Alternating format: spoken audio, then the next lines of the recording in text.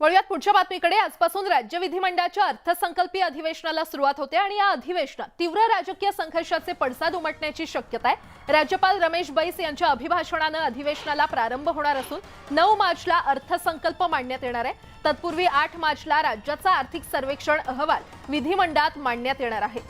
या अधिवेशनात सत्ताधारी भाजप शिवसेना विरुद्ध महाविकास आघाडी यांच्यात कुरघोडीचं राजकारण पाहायला मिळण्याची शक्यता आहे। तर विधिमंडळातील शिवसेनेच्या कार्यालयाच्या ताब्यावरून दोन्ही गट आमनेसामने येऊ शकतात। तसंच शिवसेना प्रतोद भरत गोगावले यांनी सर्व 56 आमदारांना व्हीप बजावल्यामुळे ठाकरे गटाचे आमदार हा व्हीप मानणार का आणि निर्माण होणाऱ्या कायदेशीर पेच प्रसंगावर ठाकरे गटाचे आमदार कशी मात करणार याकडे देखील आता सगळ्यांचं लक्ष असणार आहे। राज्यातील विविध प्रश्नांवर विरोधी पक्ष पहिल्या दिवसापासूनच आक्रमक होणार असल्याची चुणूक त्यांनी कालच्या पत्रकार परिषदेतच दाखवून दिलेली आहे आणि विरोधकांच्या या आक्रमक रणनीतीला सत्ताधारी शिवसेना आणि भाजप युती कसे सामोरे जाणार हे पहिल्याच दिवशी स्पष्ट होणार आहे।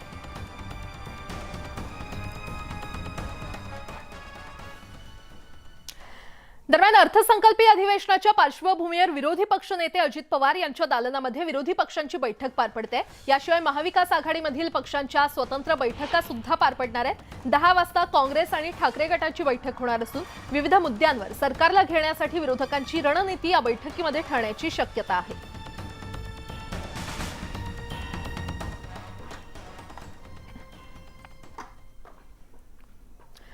अर्थसंकल्पीय अधिवेशनात ठाकरे विरुद्ध शिंदे हा सामना रंगण्याची चिन्ह आहेत। अर्थसंकल्पीय अधिवेशनासाठी शिवसेनेचे प्रतोद भरत गोगावले यांनी सर्व आमदारांना व्हीप बजावलाय। यात ठाकरे गटाच्या आमदारांचा देखील समावेश आहे। अधिवेशनाला हजर राहण्यासाठी हा व्हीप बजावण्यात आल्याची माहिती गोगावले यांनी दिलेली आहे। ठाकरे गटाच्या आमदारांकडून व्हीपचं उल्लंघन झाल्यास सर्वोच्च न्यायालयाच्या आदेशानुसार सध्या कोणतीही कारवाई करणार नाही असं गोगावले यांनी म्हटलंय। मात्र 2 आठवड्यानंतर बघू असा सूचक इशारा देखील गोगावले यांनी दिलेला आहे। सगळ्या आमदारांना आम्ही व्हीप बजावलेला आहे। अधिवेशनाला हजर राहायचं आहे आणि पूर्ण वेळ हजर राहायचं आहे। हा व्हीप बजावलेला आहे आणि तो सगळ्यांना बजावलेला आहे। सर्व म्हणजे किती? सर्व 55 आमदारांना? 55 आमदारांना। सर्व 55? हो, 55 आमदारांना। परंतु आता सुप्रीम कोर्टाने आदेश दिले होते की कारवाई करू नये। आम्ही कारवाई करत नाही, परंतु अधिवेशनाला हजर राहणं ही कारवाई होत नाही ना।